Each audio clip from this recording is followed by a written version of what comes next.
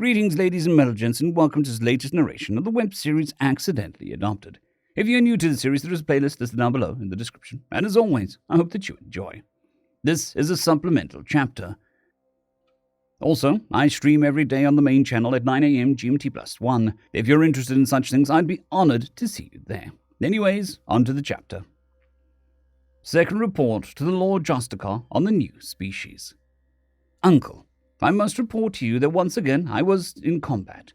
I still will not transfer away, so perhaps you need to recommend some of your lieutenants for major soon.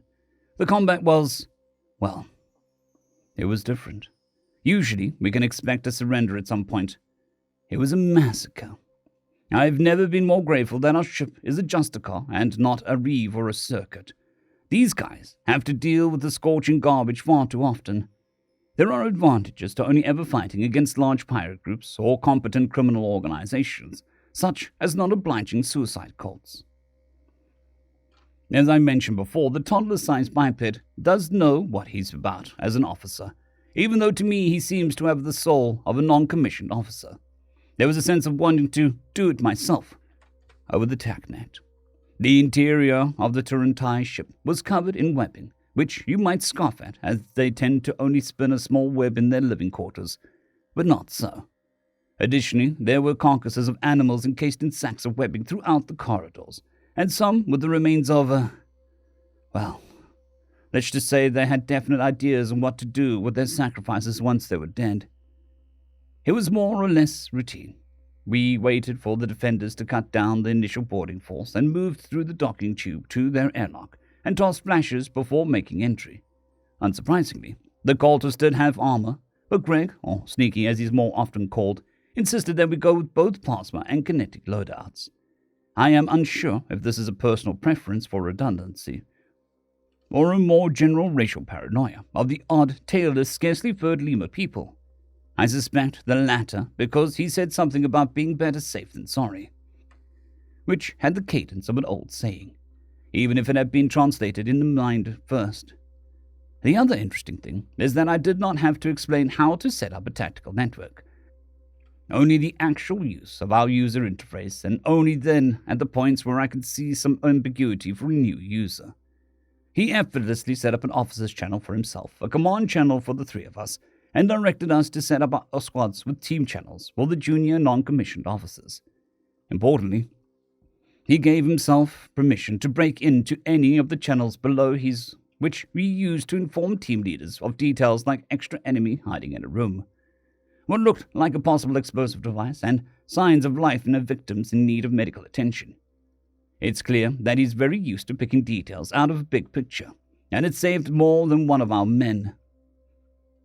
Umvia was an example of his physical combat ability, to be sure, but he was also in command of an ad hoc militia force. We are professionals, and so is he.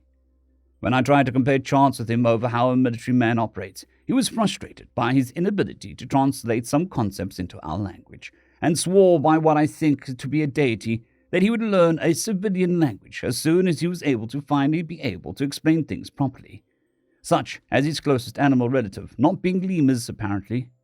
I find this unlikely, but perhaps his world has a wider variety of certain animal types than the rest of the galaxy, not uncommon for heavy worlds. The survivors were mostly intact. It seems that the cultists were working through them one at a time, so the longer it took to ritualistic torture someone to death, the longer it would take to get to the next victim. The stomach-churning thing is that they worked through the families in order to maximize suffering of their sacrifices, a logical outgrowth of their worship of the idol of pain, but still disgusting.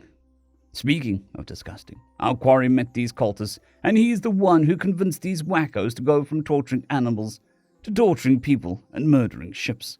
Specifically, our people. Specifically, our ships.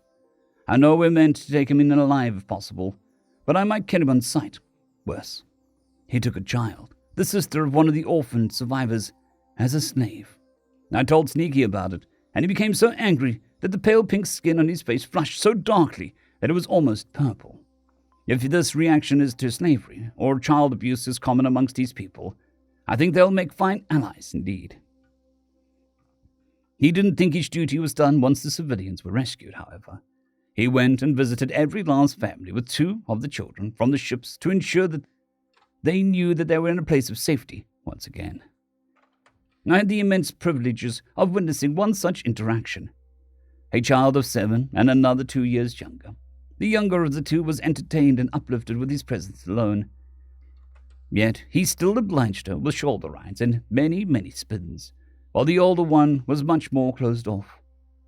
The tiny lemur things sat with him and told him a story of how he and his big brother used to love to go for walks under the trees of their home planet and sing many, many songs. But one day the consumptives came down. He lost his brother when an adult infected with one of those parasites stumbled across them and drove its host to consume.